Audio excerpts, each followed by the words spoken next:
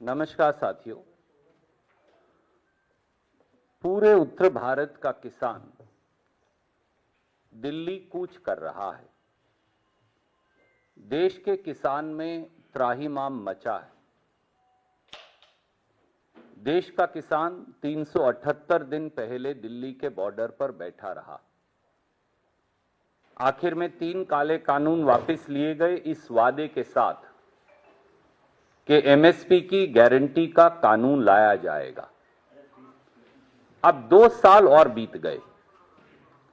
298 दिन से एक बार फिर देश का किसान बॉर्डर पर बैठा है।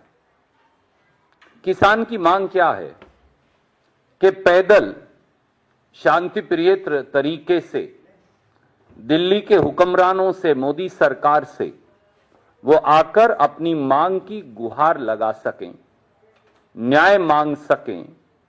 अन्नदाता किसान, जिसे धरती का भगवान कहा जाता है, उस धरती के भगवान को अब डंडे, लाठी, अश्रु गैस, नश्तर, कीलें और कंक्रीट की दीवारें बनाकर रोका जा रहा है।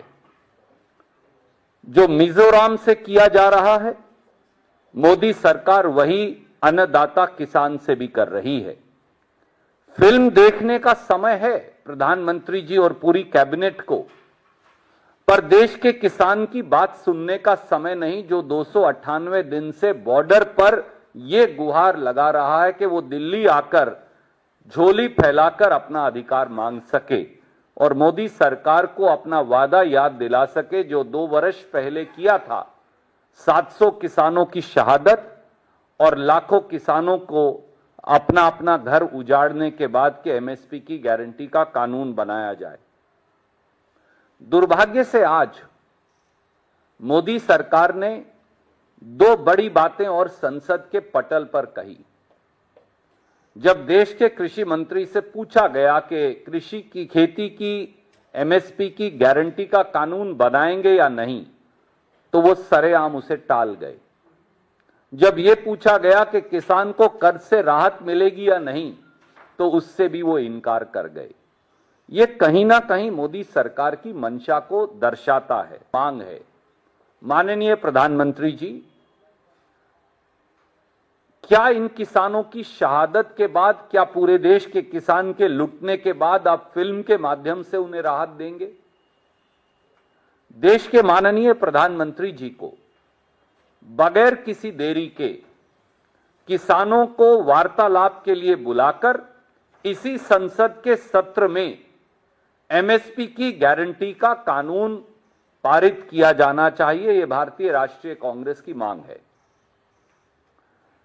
किसानों पर लाठीचार्ज, किसानों के रास्ते में नश्तर और कीलें बिछाने की बजाय किसानों को दिल्ली आने दिया जाए और शांति प्रिय तरीके से उनके प्रतिनिधि मंडल से बात हो। और यह घोषणा बाकायदा प्रधानमंत्री जी किसानों से बात कर देश के सामने और संसद के समक्ष करें। ये कुछ करने के बाद, ये कुछ करने की बजाय ये सरकार केवल संसद में झूठ बोलती है और इनकी 5 झूठ आज पकड़ी गई खेती और खेत खलियान को लेकर। थोड़ी सी चर्चा मैं उसकी भी आपसे करना चाहूंगा। कृषि मंत्री शिवराज सिंह चौहान का झूठ नंबर 1। आज उन्होंने डींगे बगाड़ते हुए ये कह दिया कि मोदी सरकार सब फसलें एमएसपी पर खरीदती है, पर उसकी सच्चाई क्या है? संसद के पटल पर उन्होंने जो जवाब दिया उसका एक चार्ट मैं आपको भेज रहा हूं। ये इसमें साफ है कि एक अगर गेहूं की फसल को छोड़ दें जो 23% उत्पादन के मुकाबले एमएसपी पर खरीदी जाती है, तो ये सरकार ने बताया कि वो 1% से भी कम फसल एमएसपी पर खरीदते हैं। तो जो सरकार एमएसपी पर फसल खरीदती ही नहीं, वो एमएसपी की गारंटी का कानून छोड़ दीजिए, एमएसपी की गारंटी देने की बात कैसे कर सकती है? कृषि मंत्री का झूठ नंबर 2, उन्होंने सदन के पटल पर कह दिया कि लागत पर 50% मुनाफा दिया जा रहा है, पर 6 फरवरी 2015 को इसी सरकार ने शपथ पत्र दिया और कहा कि अगर किसानों को लागत पर 50% मुनाफा दिया जाएगा तो फिर मार्केट डिस्टॉर्ट हो जाएगी, यानी मार्केट खराब हो जाएगी। और यह शपथ पत्र पत्रकारों को या कांग्रेस को नहीं दिया, यह देश के सर्वोच्च न्यायालय को दिया। कृषि मंत्री का झूठ नंबर 3, उन्होंने आज ये शेखी बगारी के एमएसपी जो है वो लागत से 50% मुनाफे की बजाय 100 या 200% मुनाफे पर दिया जाता है। दुर्भाग्य से विपक्ष को तो सवाल नहीं पूछने दिए गए, पर वास्तविकता क्या है? भाजपा शासित प्रदेशों ने agriculture cost and price commission को लिखकर दिया है कि जो एमएसपी निर्धारित किया जा रहा है उनके प्रदेशों में अलग अलग फसलों की लागत वो उससे 100%, 150%, 200% तक कम है। तो इसलिए मैंने एक सीएसीपी की रिपोर्ट से एक चार्ट आपके लिए बना दिया, आपका समय नष्ट ना हो, और ये मैं आपको भेज रहा हूं। एक दो उदाहरण देता हूं। जैसे महाराष्ट्र ने कहा कि 4,461 रुपया लागत है किसान की गेहूं की। गुजरात ने कहा कि 4,050 रुपया प्रति क्विंटल लागत है गेहूं की, पर रेट तो मिला नहीं। यही चने का हाल है, यही मसर का हाल है, यही सरसों का हाल है। कृषि मंत्री शिवराज चौहान का चौथा झूठ, उन्होंने ये कह दिया कि हमने 80%, 150% एमएसपी को बढ़ा दिया। एक पूरा चार्ट सदन के पटल पर रख दिया। तो ये जुमला नाथन कृषि मंत्री की सच्चाई, हमने पिछले 2 साल का चार्ट आपको निकाल कर रखा कि पिछले साल एमएसपी क्या था और इस साल क्या है। बस, ये तो कोई सीक्रेट नहीं है, पब्लिक डॉक्यूमेंट है। और अगर आप देखें, इन्फ्लेशन हमारे यहां 7% है, फूड इन्फ्लेशन 14% है, 15% भी है। गेहूं के एमएसपी में बढ़ोतरी हुई कितनी, आप ये देखेंगे 6%, जौ में 7%, चने में 3%, मसर में 4%।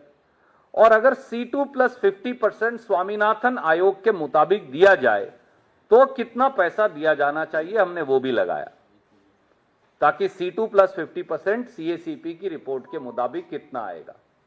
तो ये सरेआम झूठ बोलकर देश को बरगलाते हैं, ये समझकर कि संसद में शायद किसानों के नुमाइंदे नहीं हैं और खुद कृषि मंत्री खेती करते नहीं, तो इसलिए कुछ भी कहते हैं तो अपनी बात कहकर वो झूठ चला लेते हैं।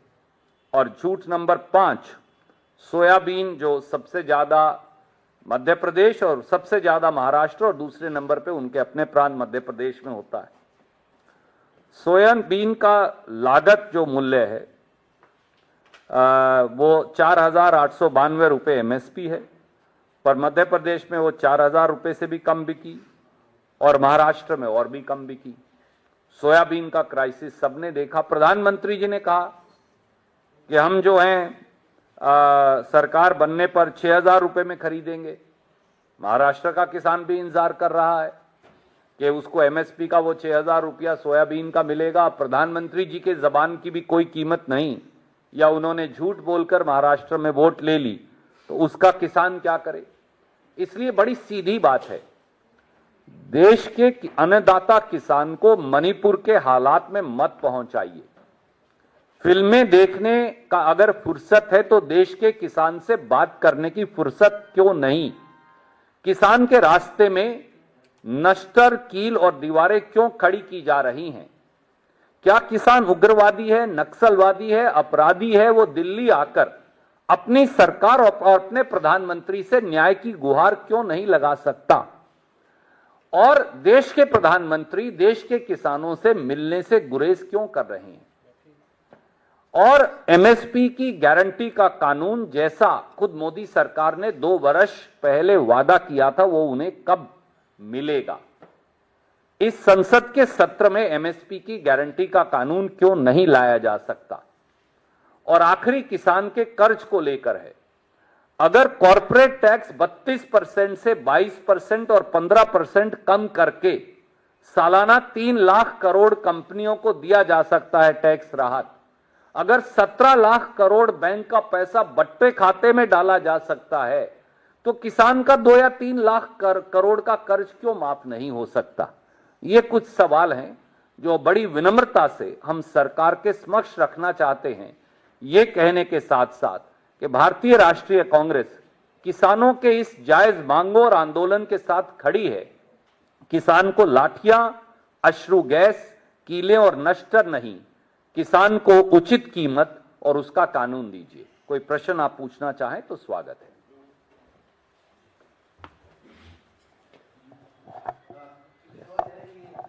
मंत्री अनिल विज वो कह रहे हैं कि अगर किसानों को दिल्ली ही जाना था तो वो पहले केंद्र सरकार से, राज्य सरकार से इजाजत लेते, उनके पास ऑफिशियल परमिशन होता, फिर कोई नहीं रोकता। क्योंकि इजाजत नहीं ली है और कानून व्यवस्था को संभालना राज्य की जिम्मेदारी है, इसलिए ये स्थिति उत्पन्न हुई। आदरणीय मित्र, वो तो अब गृह मंत्री नहीं रहे, हालांकि उन्हें भयम है कि वो हैं अभी भी, पर अब तो उनसे महकमा छीन लिया गया है।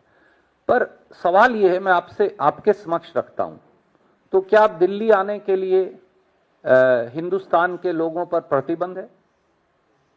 क्या हिंदुस्तान के सब लोग अब पाकिस्तानी और उग्रवादी हैं कि वो देश की राजधानी में नहीं आ सकते?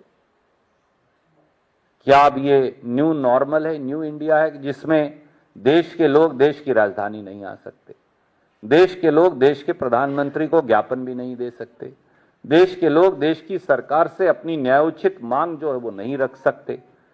आखिरी बार जब मैंने चेक किया तो दिल्ली में ना कर्फ्यू है, ना मार्शल लॉ है, और किसी व्यक्ति को भी देश की राजधानी में आना की इजाजत है। हां, कोई टैंक लेकर आए, बम बंदूक लेकर आए तो आप रोकेंगे, क्योंकि कानून व्यवस्था है। अगर 100 लोग आना चाहें पैदल चलकर तो उन पे क्या पाबंदी है? वो कौन सा कानून व्यवस्था का प्रश्न है? और जो 3 लेयर सिक्योरिटी अंबाला में हरियाणा की नायब सैनी सरकार ने किसानों को रोकने के लिए लगाई है, काश मोदी जी ये 3 लेयर सिक्योरिटी चाइना के बॉर्डर पे लगा देते तो हमारी 2000 स्क्वायर किलोमीटर जमीन पर चीन कब्जा ना करता। कहा है कि किसानों को हरियाणा तक में प्रवेश की अनुमति नहीं है। हरियाणा भी हिंदुस्तान का हिस्सा है। आखिरी बार जब मैंने चेक किया तो हरियाणा भी पाकिस्तान नहीं है, तो इसलिए क्यों नहीं है? मेरा यह कहना है, इस देश में किसी नागरिक को भी कहीं ना जाने की अनुमति क्यों नहीं है? कौन सा वो कानून है जो ये कहता है कि नागरिक अपने प्रदेश या पड़ोसी प्रदेश से होते हुए देश की राजधानी तक न्याय मांगने नहीं आ सकते? हां, वो कोई हिंसा करने आए, वो उग्रवादी हों, वो नक्सलवादी हों, वो अपराधी हों, आप रोक लीजिए, उन्हें जेल में डालिए। पर किसान न्याय मांगने क्यों नहीं आ सकता? वो कहें हम 10 लाख आदमी लाएंगे, आप कह सकते हैं भैया 10 लाख आदमी दिल्ली में नहीं आ सकता, पर वो तो कह रहे हैं हम तो 100 आदमी आना चाहते हैं।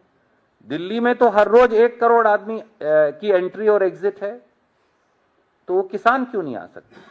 इतना ही मेरा। सर, क्योंकि विंटर सेशन चल रहा है, आप लोगों ने अभी रेस किया क्वेश्चन कि इस सेशन में ही जो है वादे किए गए थे उसको पूरा करना चाहिए।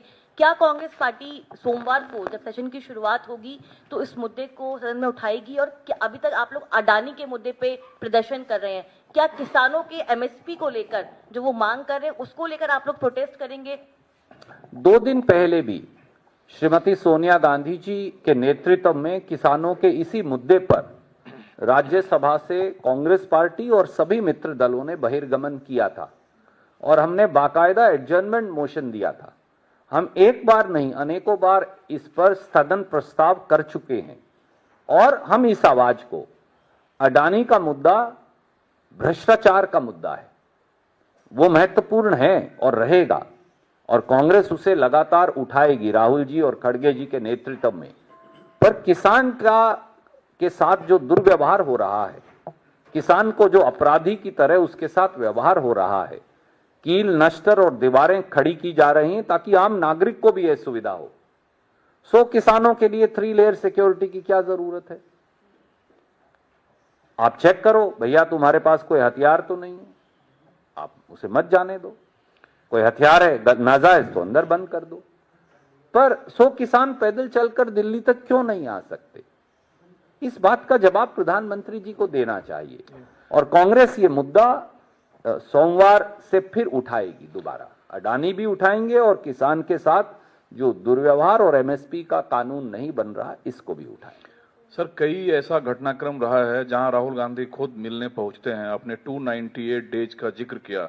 क्या आपको लगता है अगर किसान पिछली बार की तरह इस बार भी दिल्ली नहीं आ पाते हैं तो राहुल गांधी को खुद वहां जाकर मिलना चाहिए किसानों से? कांग्रेस का प्रतिनिधि मंडल और कांग्रेस के नेता वहां गए हैं किसानों से मिलने और हम इसका राजनीतिकरण नहीं करना चाहते।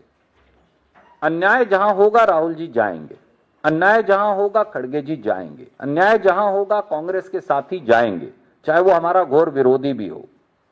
और पहले भी आपने देखा, हमने जब किसान यहां 378 दिन बैठा रहा, कांग्रेस के लोग 1 या 2 बार गए क्योंकि हमने कहा कि यह मुद्दा राजनीति या बीजेपी या बनाम कांग्रेस का नहीं है, यह देश की फूड सिक्योरिटी का, खाद्य सुरक्षा का मामला है, किसान की स्वायत्तता का मामला है, 62% आबादी की आजीविका और जिंदगी का मामला है। इसको राजनीति से जोड़ के ना हम देखते ना देखा जाना चाहिए। शुक्रिया।